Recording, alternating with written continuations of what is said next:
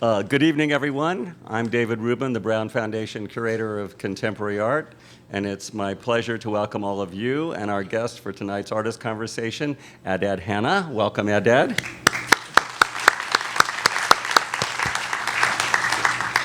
Before we begin, I'd just like to express gratitude and acknowledge the sponsors of the exhibition, Adad Hanna Intimate Encounters. So thank you to Henry R. Munoz III of Kell Munoz Architects, Inc., the Natalie and Gladys Dalkowitz Charitable Trust, and Peggy Pittman May's Exhibition Fund. I also want to thank Michael Mell and Ann Kinzer, the organizers of Photo Septiembre, for once again organizing a wonderful festival that we're proud to be part of. And before we begin, also please remember to silence your cell phones. Okay, well, just let me get the remote control here and we will begin. So we're going to start by taking a little look at Adad's early years. So Adad, why don't you tell us a little bit about these photographs and who these people are and what they're doing? I knew I shouldn't have sent these to you. Oh yes, please turn down the house lights.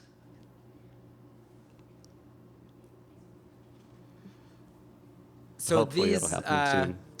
These are photographs of me and my family when I was a kid.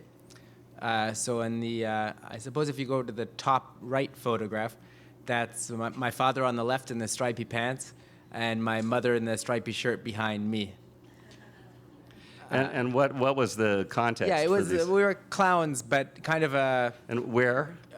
Based in London and touring all over Europe. So here, the photo below that on the bottom right is a show we did called Insecta Spectacula. I don't remember any of this except that my parents told me. And how old were you when you were performing as a clown? Yeah, well, I started when I was about 2.5 on my father's shoulders. You can see me actually there. I can't be more than 2.5. In the bottom left, it's my father in the striped hat, and then I'm standing in front of him.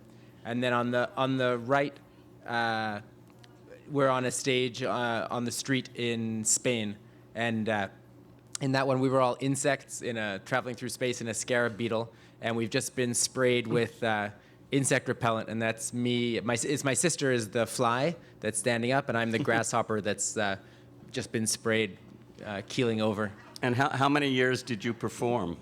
I suppose, to be really honest, I think I stopped when I went through puberty and didn't want girls to see me in makeup and costumes anymore, I think. Okay. So I guess, yeah, when I was 16, Here's 17. a few other shots. There's my mother blowing fire in the middle, and my sister and I, and me.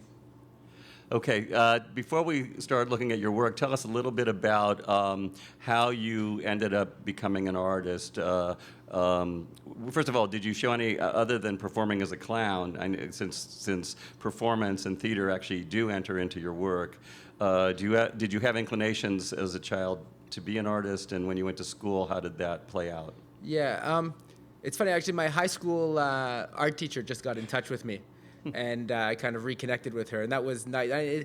I think it's a kind of a common story among my friends, where you're in art class, and not everybody's kind of interested, and then it's funny because it's a bizarre story, but it seems like I've heard it from several friends, which is the teacher kind of takes you into the back room, and it's a good story, and kind of steals stuff for you and says, here, take this home for the summer, because they can tell that you're kind of interested in it. And I guess this kind of gives you some pride or makes you want to keep working on it. So you got special encouragement. Yeah, a bit of special encouragement at like kind of 16, 17, when you're kind of figuring out what you're going to do next. And of course, you were doing traditional art at that point, right? Painting and things painting. Like that. I mean, in school there, I guess you did, painting projects and printmaking projects and little sculpture projects, collage. So then when you were ready to go to college, where did you go and what did you major in? Yeah, so I put together a portfolio and went to Emily Carr, which is kind of a small where's that located? In Vancouver. In Vancouver. So I went there for 4 years, straight from high school. And yeah, I mean, I think from looking back now, it feels like from an early age I knew I wanted to be an artist. But I think you can never be so sure about that because it's kind of a hobby, and then it kind of turns into something that goes further. But yeah, so from about 16, 17, I started to make a lot of art, and not just for art class. Like I would just do art projects on the, when I had time. And then, then through art school and started, I suppose I started having exhibitions and stuff in art school as well. So, And where did you do your graduate work? my graduate work I did quite a few years later. I started in 2001 at Concordia University in Montreal. And were you doing anything performance related as yet in your artwork or in your coursework? Yeah, well, I had done performance art in kind of after I had graduated. Did a few sort of performative things, I suppose, in art school, but then afterwards got into performance art, and then after we were including video in the performance art. I did it with a group of people, and then after moving to Montreal is when I kind of focused more on that. I entered a program called Open Media, which is, as it sounds, so you can do almost anything, but there was, I suppose, a focus there on kind of newer like video and performance. Okay, well, let's take this opportunity then to start looking at some of your work. And we're going to be showing fragments, right, of the videos, not the whole videos. Is that correct? Correct, yeah. Yes. I think, the times, you put the times on here. The times are there, but we're going to, they took up way too many megabytes, so we'll be showing you parts of them. So this is a very early video. Why don't you tell us how it came to be, what's going on? Sure.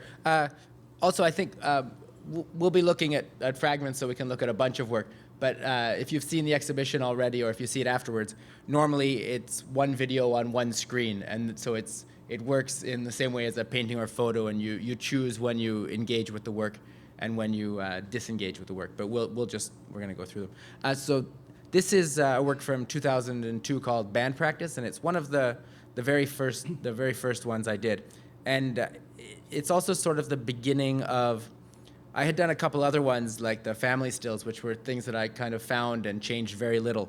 This one, I really took everything out of the room, so the room was bare, and then slowly dressed it back in, dressed the band, and then posed them and asked them to stand still. So had you already been thinking about, I know we've talked before, you and I, about your interest in bringing the properties of a photograph to the medium of video. So at this point, were you already thinking along those terms?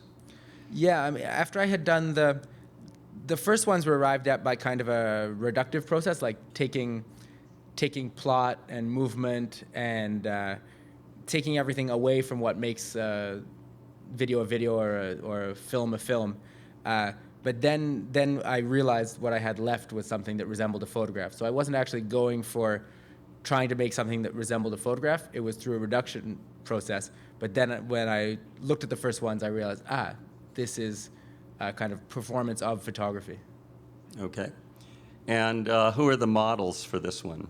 Yeah, the models are friends and friends of friends. And this is actually a band they were called Da Bloody Gashes, so D-A Bloody Gashes. That was the name of the band. Okay, let's...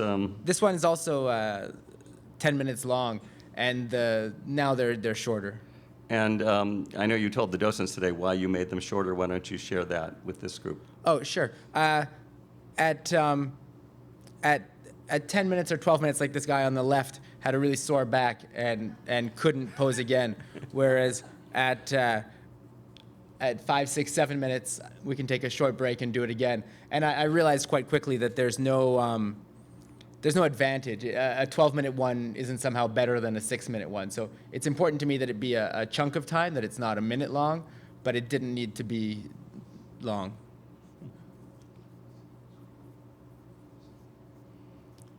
Okay, so this is perhaps one of the first ones you shot in a museum, is that correct? Yeah, it's one of the first. The first museum stills was a whole group of them, but this is one of them. Were you interested in the photographs of Thomas Struth when you started doing these? Not No, at I all. wasn't. I wasn't aware of his photos when I. But you, of course, have since become aware. Yeah. Thomas Struth is one of the German photographers, very well known for taking photographs of people looking at works in museums. Yeah, I mean, I wanted to kind of look at people's behaviors in museums. And these first museum stills, you have some that are kind of these in-between spaces in museums, like people standing in the hallway or sitting in chairs or benches. And then this is one of the ones that's a little more, I guess more than this is the naked guy running into the painting. But in this one, she's kind of inserting herself into the photograph. And I suppose this also is the beginning of a kind of something that happens with the work with sculptures, which is that somehow as she kind of becomes a painting, in this case, the people in the painting kind of come to life in a way. And by kind of breaking that barrier at the front of the canvas, she in a way is activating the painting. And I suppose that's in a way what I want people to take from this work is a kind of to see themselves as historical agents, and to see that the meaning of any given work is created through the interchange between you as a viewer in front of the work and the work itself. Because I think often, I mean, didactic panels are great and can kind of add depth to the work, but I think people also need to kind of trust their innate ability to read something and to create meaning through a negotiation with something. Mm-hmm. And the models here, were they people you brought with you, or were they just museum visitors? No, they weren't museum visitors. I've since done some with museum visitors, but this was still friends and friends of friends. The guy on the left was actually dating my wife's sister, and the woman on the right was a friend of another friend. Mm-hmm. Did you didn't do it? Did you do any makeup or styling or anything with this yet, or did that come later? In my mind, I mean, I might have had some powder or something. But it's certainly gotten more complex and advanced as the projects move forward. Mm-hmm. Yeah, this is one of the more kind of in-between spaces that I was talking about. Mm-hmm. So tell us where it is and what's happening, and why did you stage it this way? Sure. These were all of these ones from 2002 were done in the Montreal Museum of Fine Arts, and it was, I guess I was in second year of my master's, so it was just the local fine arts museum.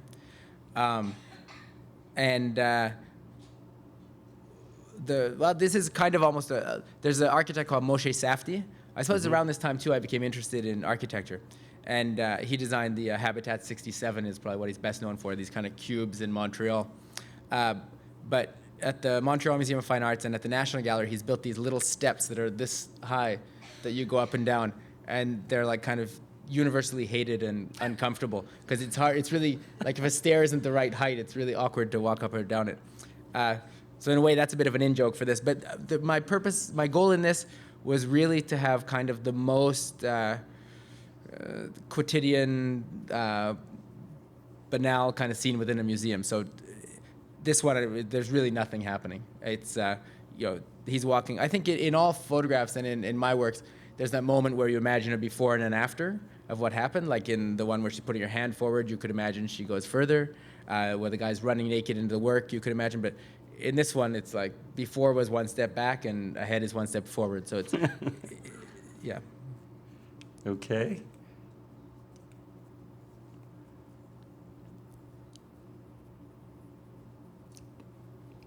Tell us. Just keep going. Yeah. This is part of it was kind of shot as two works, but over the years it's become a diptych, and now it's always shown as two pieces. So there's makeup, which is this one, and then mascara removal. And I think these were inspired by, this is a friend of mine from Vancouver who happened to be visiting in Montreal, and she had a hotel for work. It was a work trip, so I used that opportunity to use her hotel room as a set. Again, this is very rudimentary production, no extra lighting, just the available lighting. Put the camera on a tripod, say don't move. But it was inspired by my wife was taking a Hitchcock course at the time, and so this is definitely, you have this kind of the Hitchcock gaze kind of coming over her shoulder, and you can see the door a little open in the back. So Hitchcock has an amazing way of kind of you feel the camera in a way that you don't in some other things, and I suppose I borrowed that aspect of kind of trying to make you feel the camera more in this work and in the next one. Also, I think that last one and this one, there's that thing that everybody does when you have those mirrors on angles and you see yourself and you kind of there's always those straight. Hopefully, I'm not the only one who does this. But where you, where you kind of turn, you look at yourself in the mirror, and there's that thing where you can't move your eyes because then you won't see yourself, and so you always see yourself as being really still in front of a mirror. When you look in the mirror, your eyes don't move. You can't wiggle your eyes and see your eyes wiggle. So it's that kind of stillness that we all do, I suppose, in front of a mirror. And this one, it's a concave mirror on the left, so it acts as a magnifying glass. Now, as we go through your work and look at the whole body of work, you obviously have a fascination with mirrors because they appear a lot in a number of your works. And where did that come from? Yeah. Was it art history or was it? These works are earlier, so I would say that I wasn't fully interested in them yet. But there are some in art history. There's this Velázquez painting Right. with the Venus in the mirror, so you see her body and then you see her face in the mirror. Also, I suppose around the time, I guess around 2007, 2008, I became more interested, and it was also when I did the first project with twins at the Vancouver Art Gallery. Mm-hmm. And so and also a mirror is a really important part of photography because you have in a camera, like a traditional camera, you have the mirror, and when you look through your, this is boring, but you look through here, the eyepiece, and then it goes down and there's a mirror in front of the sensor or where the film used to be, and then it goes out through the lens. And when you actually take the picture, the mirror pops up and you can't see anything through the viewfinder. So the moment when you actually take the picture is the moment when the mirror is not in use. And so mirroring is an important part of photography. And then also the idea of kind of capturing in the index versus the indexed and this kind of original and copy. And so mirrors or using twins to make projects that seem like they have mirrors is, I suppose, a way to talk about photography and looking, I suppose. Mm-hmm. And then in some of the works, you also have this amplification that happens in mirror, an amplification of movement. So that if I'm holding a mirror here, my hands, you can barely see my hands moving, Mm-hmm. but the reflection is more quite dramatic amplified. in the mirror. It's more dramatic. And we're going to see that in some other works. Now, this is another museum scene, one now involving sculpture. What's the location? This is shot at the, is it moving? Yes, slowly. This is shot at the National Gallery of Canada in Ottawa. And he actually is a real security guard. He was assigned to follow us around. Because when I shoot in a museum, it's, I do everything I can to kind of build trust and kind of be clear about my intentions, mostly just because then I find that I'm allowed to do more in the museum. So in this one, he was then assigned to us, and then we asked him to pose for us, which I thought would be a perfect way to steal something, right? How did he stand still, don't move, and then. How did he react when you asked him? I guess he was a bit surprised. I mean, he didn't see it coming. He didn't expect it, or he didn't want to be part of it.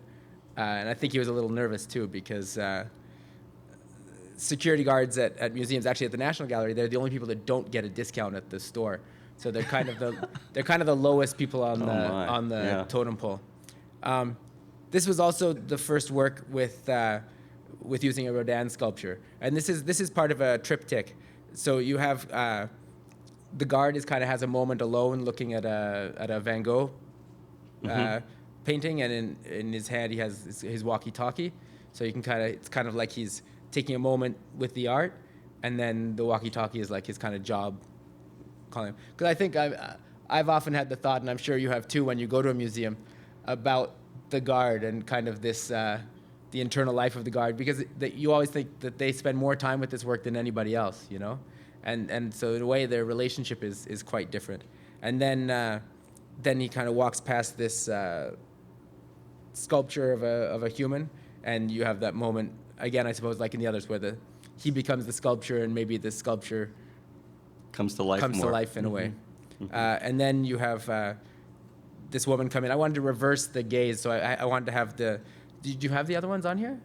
I don't remember. Actually, we'll find out. So then There's another one where a woman who actually was the curator at the National Gallery at the time, kind of well-dressed woman looking disdainfully at his crotch, basically. Because I wanted to reverse it, because so often you have the male gaze onto the female nude. So I just wanted to kind of reverse that, and this was a perfect opportunity to do that. No, we don't have it. Okay. So this takes us to another project.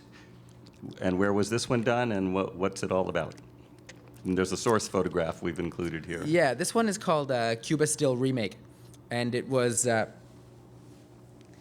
produced in 2005, and the photograph in the top right-hand corner is a movie still that I bought in don't tell anybody, I went to Cuba, and I bought this photograph. It's an 8x10, and it looked to me like a movie still, and I assume it's a movie still. But I bought it just for the same reason anybody would buy a souvenir. I was going through a pile of old photos at a little kind of, sort of an antique store, or as close as you could get to one in Cuba, and picked maybe 4 or 5 photographs. But this one, so that was maybe in like 2001 or 2003 or something. And then in 2005, I decided to take it apart. And so, I don't know if you can see it so well here. Yeah, it's a bit hard to see at this scale. But there's 6 figures in this photograph. And so I shot each of the 6 figures separately. And in reconstructing it, you mean? In reconstructing, yeah. So I isolated the 6 figures. And maybe go forward. Let's see, it might be. Yeah, so here you can see these are actually some photographs, but I go forward again, maybe? Yeah, so here I isolated the figures, and where they went outside the photograph, I kind of imagined where their bodies would be. And then, so for instance, in the middle one, the heroine, I made a video of her standing in that exact position, but in a different location. And I shot 6 videos, and then go forward again. Let's see if it... no, okay, go back. Okay, let's see. And again, and one more. Sorry. So on the left here, you can see these wooden boxes. And so each box has a video projector in it, sending one of the figures out in a video. And the video is a rectangle. And then in front, there's these cutout masks. And the cutout masks blocked all the parts of the image except for the parts of the person that were in the photograph and then some of their surroundings. And so on the wall, you have this kind of moving, breathing video collage. But it's very... I wanted it to be tactile. I mean, I could have done this in video editing and had it just come out of one projector, but I wanted to have it come out of the 6 projectors, and kind of the matte would really block the light. Well, and also, I mean, having all those different projectors makes the whole installation much more sculptural. Yeah, and there's what do you call it when objects seem human form? Well, it seems that that's anthropomorphic. Another thing that I guess you're interested in, since you've talked about this with paintings and museums and sculptures, is making inanimate objects seem animate, so to speak. Yeah, I think so. I mean, I think for a long time, the human body was kind of pushed out of contemporary art for a while. And in some ways, I think my work kind of reactivates or brings it in, or I'm anyway personally interested in that. Especially in relation to technology, because it's always. So then actually the Cuba Still remake was shot in Seoul, in South Korea. So then I went back to Seoul in 2006 and shot this piece. And it was, this is Rodin's Burghers of Calais. And so I put a track around the sculpture and slowly walked around. So the movement is just me trying to... actually, I never thought about that, but this relates in a way to another project in that the movement that early one comes you from did. me. Which one are you talking about now? Oh, no, to a more recent one, to the Created and Displaced, the Burghers of Calais sculpture. Because the movement there comes from me trying to stay still. But I'm also thinking, we didn't show it, but if you can go to AdAd's website to see works that we weren't able to fit into the time we have together. But he did a very early work, with the lights that's going round and round and round. Or this that's true. Like Zoetrope. Yeah, just would you describe that briefly? It's, do you know the Tilt-A-Whirl ride at a fairground? Like, I think that's what it's called. You stand in it, and then you're kind of you're not strapped in, but you're just standing there, and then it spins